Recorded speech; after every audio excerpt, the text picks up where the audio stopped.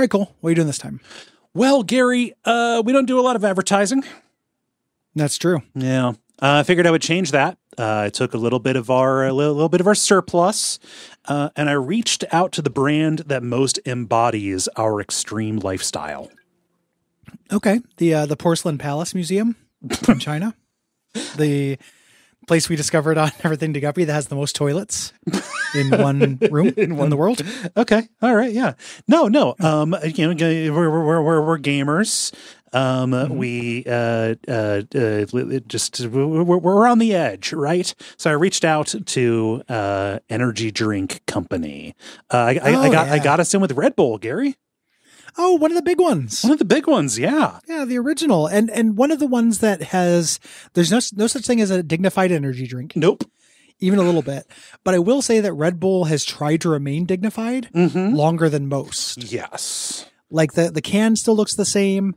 There's not like a monster coming out of it. It's not like orange flames. It's not named a slur.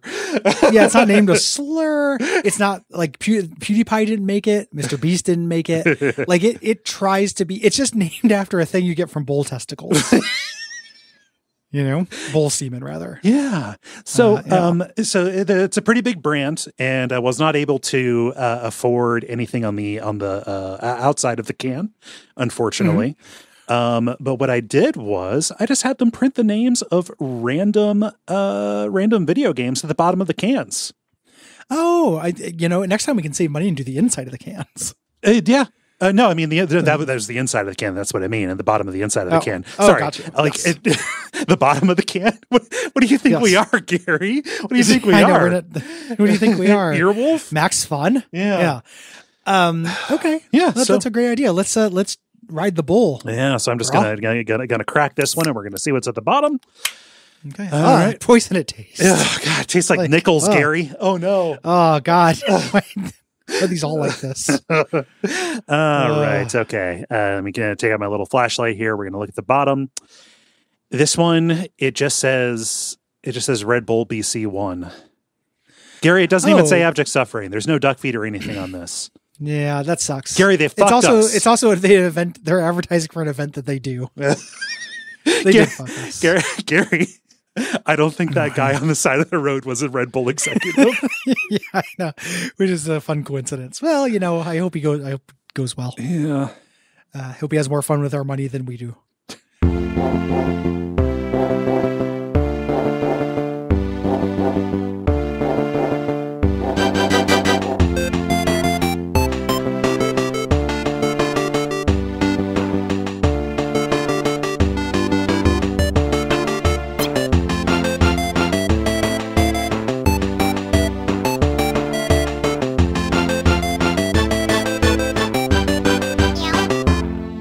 My name is Gary Butterfield. My name's Cole Ross.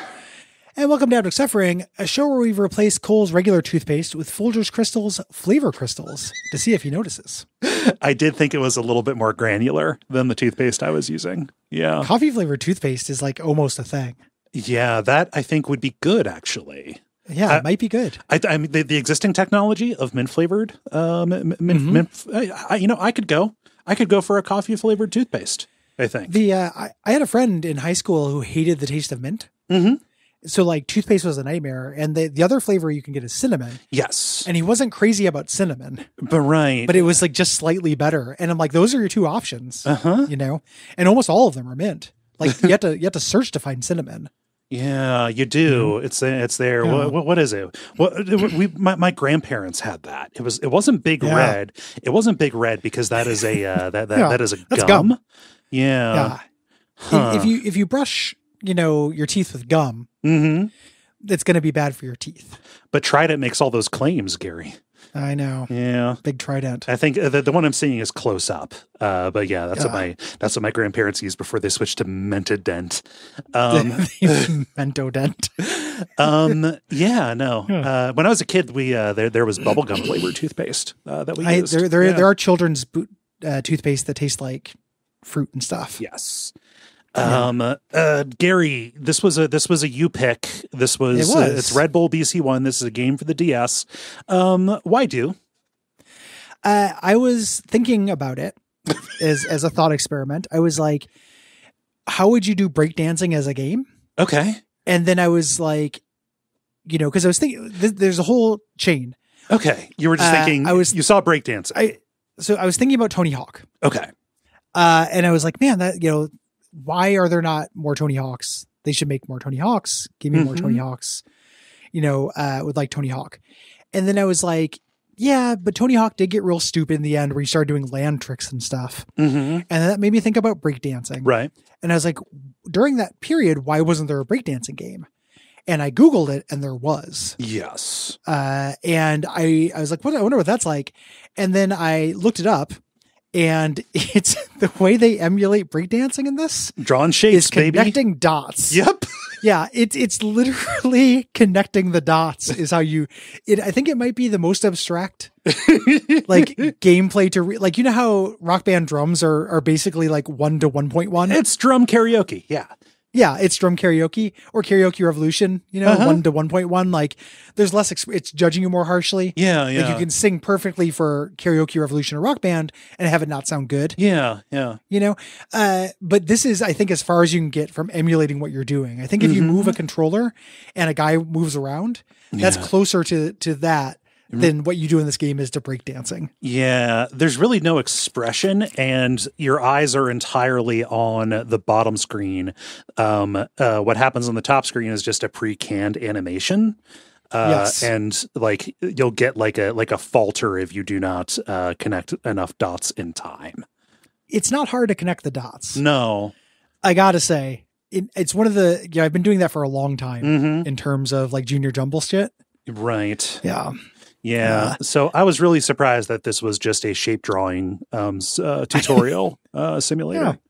Yeah. And that's really the main reason I picked it. And then I was like, well, advert games. Yeah. That we could make a lot of hay on advert games usually. It's funny that, I saw this on there. I was like, oh, Gary just did a search for, advert games, right? It's funny that you came at it. That you came at it. But, no, that those are some of the funnest episodes, but that was my assumption, right? Yes. Not this time. This time I was expecting to find something like the Razor Scooter game or something. Yeah. Like a fad game. Like Kelly Slater's Pro Surfer, which we ought to do, but because I mentioned it means we're not going to. any of the Tony Hawk fast follows on a vehicle you can't go backwards on have all sucked. You got to be able to go backwards on the thing, and you can't surf backwards. Yeah. They made a game. This is heavily promoted. When I was trying to look up stuff around this, there are tons of trailers about like smack talking, playing the Connect the Dots games with your friends. Yeah. And there's like worldwide multiplayer. There is. It's not on now, but you look at the options. It's like, connect to the Red Bull BC1 neural net, connect to like Bulliverse. Yeah, Bulliverse, and draw shapes against people all over the world. It's really weird. My shapes, Gary, are very fly. Yeah, no, I'm a b-boy when it comes to shapes. Yeah, and this is a phenomenon that I was not aware of. The fact that because Red Bull does everything in addition to making an undrinkable drink to my taste. Yes. This is an actual a yearly event that they have done since 2004. We're coming up on the 20-year anniversary one in Rio de Janeiro. Gary, that's gonna pop off. That's gonna be so fucking good. Let's go. Let's. I would watch the shit out of a b-boy competition. I'm Gary. I was just scrolling down this, like looking at the names of the crews. This is some of the best naming I have seen. The Mighty Zulu Kings. Yeah, the Pokemon crew. The Lotta Boys. The Predators. Legitime Obstruction. With an obstruction with an X. These people fucking rule. Floor Riders. Yeah. It's all really good. Body Carnival. I could just list the Cool these Kids off. Mob. Yeah. It's all really good. The Immigrants. Like the Immigrants. It's all pretty cool. Yeah. And then I went, so they have this excessively detailed Wikipedia entry on this. Because I don't know if we can mention this. This is a real competition. Red Bull Bulls. Yeah. So you get to see the winners back to 2004. And then I clicked on the Wikipedia link for B-boys with the terminology, and there's a history of B-boys. Oh yeah. Thing from Curtis Blow to, it ending up in the American Heritage Dictionary. Like learning the history of B-boys. Like it's all pretty cool. I don't know. No, like, it's rad as hell. I've got no insight into it, right? I'm only aware of breakdancing, basically as a punchline from whatever media it crosses over to. Like it is a ridiculously impressive physical feat. Get this book called Mr. Fresh and the Supreme Rockers Show You How. Yeah. Please. Yeah. Thank you, Mr. Fresh. I admire this so much. What I do not want anybody to take away from this is me saying, oh, I don't understand this culture or this act. I might not understand it or have a lot of insight into it. It's impressive as hell. No, like I came to this from Tony Hawk thinking because I like that is the kind of feat of athleticism that I can get down with. Is an expressive and solo sport where you're just doing moves. Yeah. Like if it's a team thing and somebody just runs, like I'm just part of a unit and it's football and I run 10 yards and I've done my job and the team wins. Fucking miss me with that. I don't care. Yeah. But if that person's like, I'm deciding to pull out this cool routine, like I'm totally in. Like I will watch X Games. I will watch anything that's that kind of sport. I will watch anything that can be described as, let me show you my science. Yes. And if I can imagine a video game where me doing it racks up combos, then I'm into it. Yeah. Apparently this is the breakdancing video game I found, but there are many of them. B-Boy is a console game released for the PS2 and PSP that aims at an unadulterated depiction of breakdancing. Okay. What does that mean? Like full crotch? Like everybody's hanging sack?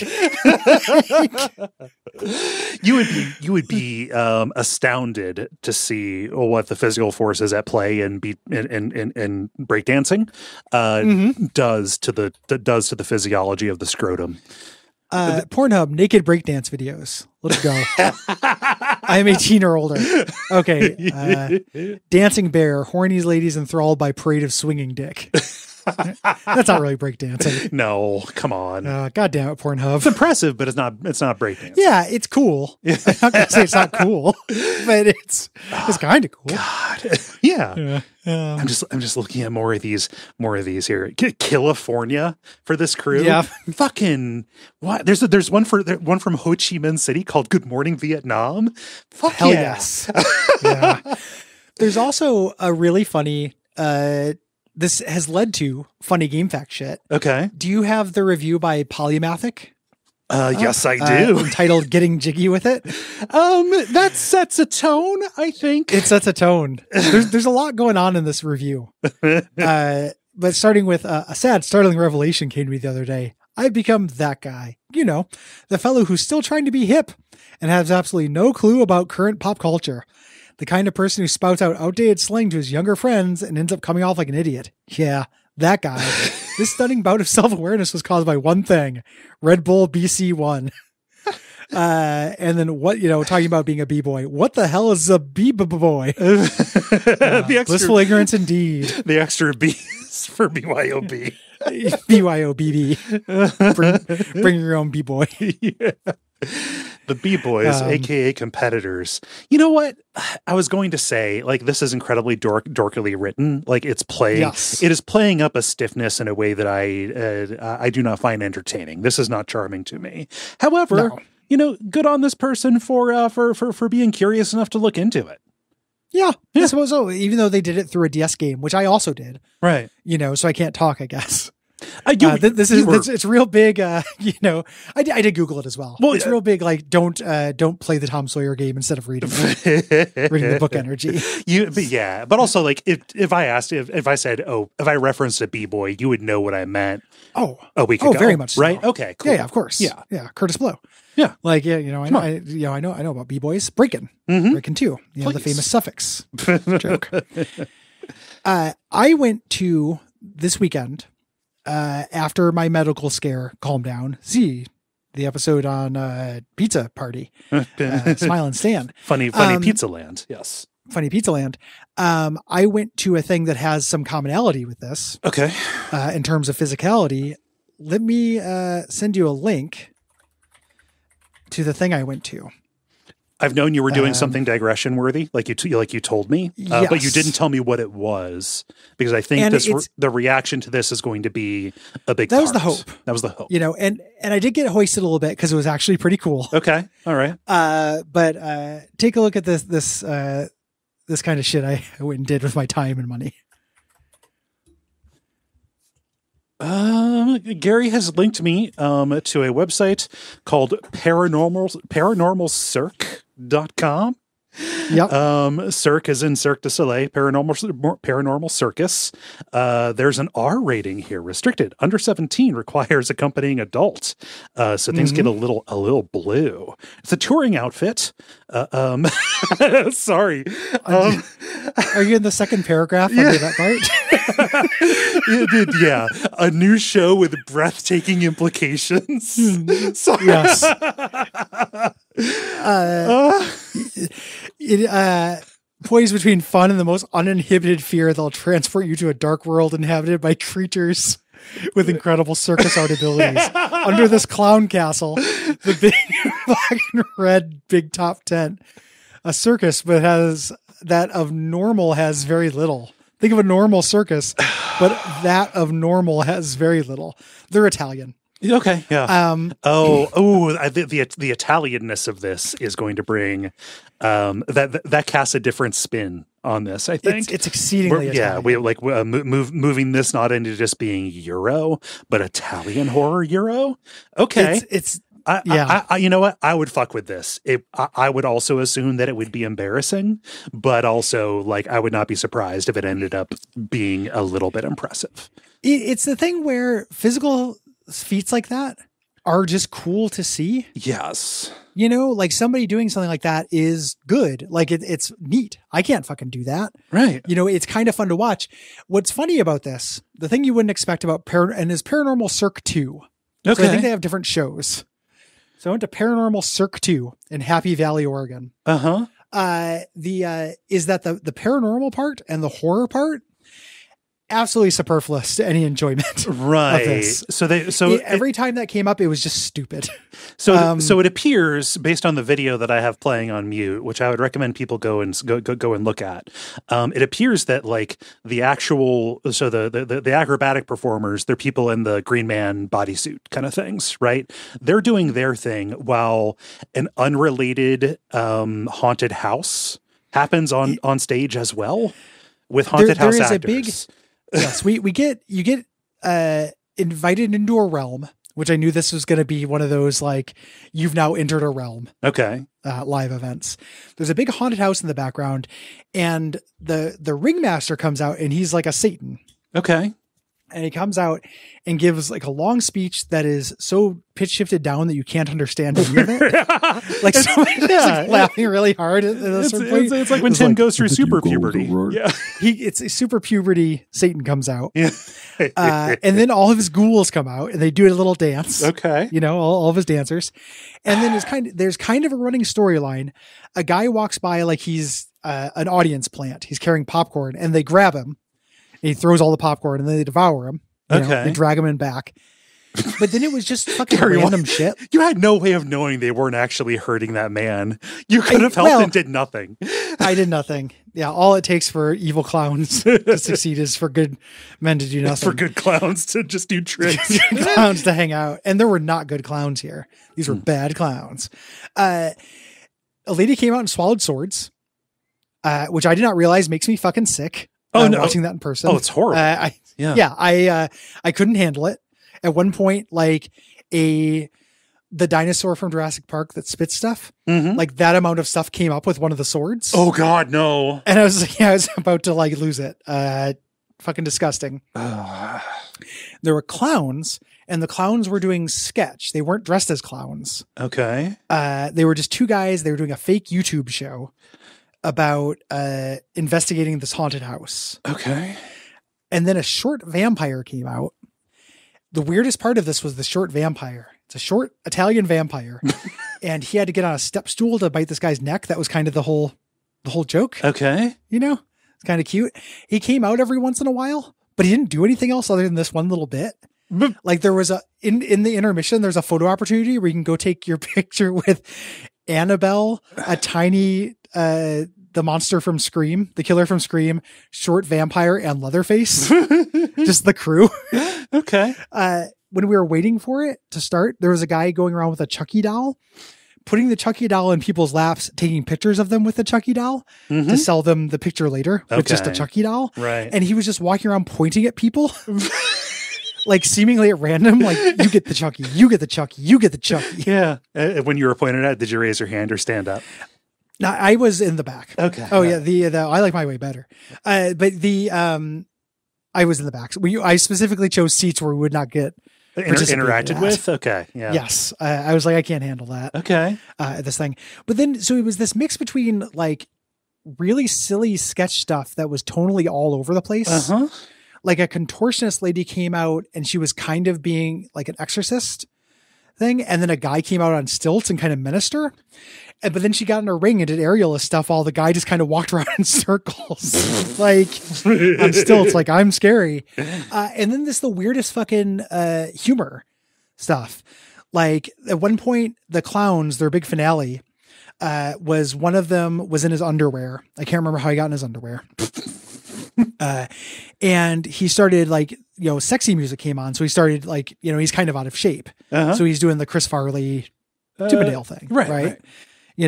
And then he goes and he takes the camera from somebody in the audience and then like looks it down his pants and like takes pictures and then like shakes his dick around. He does the wedding reception. Yeah. Does the wedding reception, then drops his phone in there, like her actual phone, like fucking down in the grundle. And like walks around for a little bit and then gives it back. Okay. Then a chainsaw guy comes out and chases him and then immediately cuts to the ringmaster popping out, talking about the difference between good and evil. It came like the whiplash from going from Calvin and Hobbes to Todd McFarlane, creator of Spawn, was incredible. But at the end, again, it was kind of cool though, because I got to see a bunch of people do circus shit. Right. So I really wanted to, a really good juggler, really good tightrope walker. Yeah. Somebody doing the Wheel of Death. That thing's great. The Wheel of Death. What is the Wheel of Death? It's a big, it's like two, it's kind of shaped like a bone almost, or like an old timey barbell. It's two circular cages. That you can get into, joined by a bar in the middle. When they rotate. Okay, so it's like a mini bike kind of. Is that where you're like riding around the inside? Okay, doing like weird big jumps and like jumping from one to another and stuff. Really fucking cool looking. But yeah, it made no fucking sense. Just really weird. Yeah. How many gates would you give this on the gates are open scale? On the gates are open scale. Well, again, the gates were the least interesting part of it. But we did get transported to a realm. A guy did come out and explain to us about the difference between good and evil in a voice too hard to understand. And in between things when they had to set up new equipment, a bunch of Los Illuminados came out and did it. So I'm going to give it 2 gates. 2 gates. Fairly gate there's some gate content. Okay. To it, but maybe not as much gate as I wanted. Okay. I was really expecting this to, blow my mind with cringe, medically inadvisable cringe, but it was actually like kind of good. Okay. And you're big enough to admit it, right? Yep. Yeah. I'm not so irony poisoned that somebody doing tricks doesn't amuse me a little bit. A contortionist will get the intended effect, right? The music was really excruciating. I'm sure. They had this techno remix of the like that song. Yeah. But with vocals. Oh God, no. That was one of the hardest things to listen to. And when it came up, it was so they could change things. And they had a bunch of devil clowns come out and throw beach balls that looked like eyeballs at us. And it was just like, nobody was said during the ghouls, here come the clown ghouls. They're going to throw beach balls at you. And that just went on for a really long time, like the whole runtime of this song. Okay. So they could reset the stage. Yeah. It was something. Wow. Yeah, it's really hard to know what to make of this, right? Yeah. Because, I don't know. I'm going to be honest with you, this one backfired on you, Gary. I know it did. I know. I wanted to talk about it because it was something interesting I did over the weekend. And at the same time, though, it was not it was actually just kind of good. And I think fuck me, I guess. I think the scariest or eeriest thing about this is I'm looking at the website. You click on the history tab and there's nothing. There's no history. Yeah, it did immediately show up. It was also unreasonably fucking horny. See, you've had this experience before. You went to that French. I have. Yeah. Yes. I went to Tabernacle. Yeah. The circus is really horny. Yeah. Like, I understand that there's honk honk clown posting and all that stuff. Like there's Clussy. But even aside from that, for some reason, at some point, the circus went from sad elephants walking in a circle to being the horniest thing that's ever been.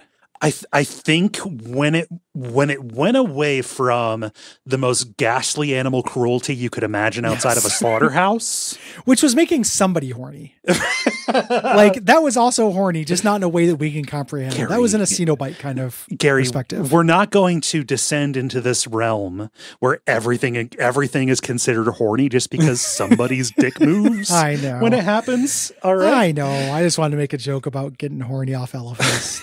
I understand the impulse. Never being able to leave the area that the cage that they were raised in, not understanding they can walk further than that. It's the saddest thing in the world, but somebody likes it. Oh, man. Who are we to, Elephants, the only animal that can mourn, in a constant phase of mourning its own lost potential. Yeah, just the thing we decided to do to him because a kid might laugh. Maybe. Possibly. Or it could throw something at it. I don't know. Yeah. I don't know. They get to poke it with a stick. Yeah. But when they shifted from the miraculous sorrow of animals who wish they were dead onto primarily human feats, I think that they had to make the human specimens possibly a little bit more engaging. If you don't have the lions to razzle dazzle, then you absolutely need the most slender, big packaged, amorphous and androgynous people doing everything they can to get their legs as far apart as they can. 100%. Yeah. Like weird contortionist sex stuff where I'm not opposed to somebody spreading their legs. You see the shape of lips and stuff. I'm into that. Yeah, I can handle that in terms of pornography and images. You're an adult, Ryan. I'm not made of stone. It's 17 plus. I'm 17 plus. Yeah. But just the relentlessness of it was pretty surprising. How just horny it was. Yeah. And there's also, it was doing the thing which I don't have in my horny genes, where the horny scary.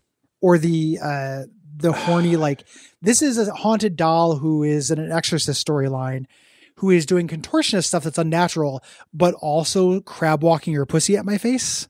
Is meant to be hit multiple switches or something. Yeah. For me. Oh, we joke about this in the Hellraiser episode of Unfilmable, where it's like skinning somebody alive is apparently the sexiest thing in the entire world. Getting a fish hook through your balls. Yeah. Is the most exquisite, pleasure there could be. It's that kind of thing. And I just don't have those genes. Yeah. That mixes that up. I just think it is because America has its own kind of horny, Yes. I think that what it's you're a can encountering, of Coors and a big old gaper.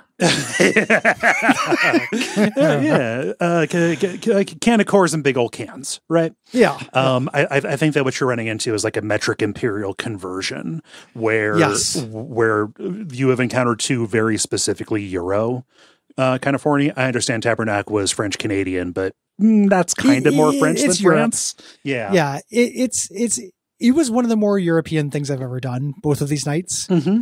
So the circus, in addition to being horny, is also European. Right. Very, very Europe. Mm-hmm. Very Europe pilled as an evening. Huh. Yeah. It was one of the least fire code safe looking things I've ever done in my life. Okay. They packed people in there to a degree that my whole body had cramps from sitting in the spot for the whole time. Huh. And exits were figuring out how to get to the exit was basically a Baba Is You. In my head where I was like, what if there's a fire? How would I survive? Well, I kind of figured out a way to do it, but it would have involved busting through the back wall, and because of where I was, and is very unsafe feeling. And in the little promo that they made, I'm not seeing no fire. Yeah. It also, when I first Googled it, fatality auto-completed for it, or an accident. Both auto-completed for that. Okay, so you're running into maybe a turn off the dark situation? Yeah. Le accident. Paranormal Cirque Le accident.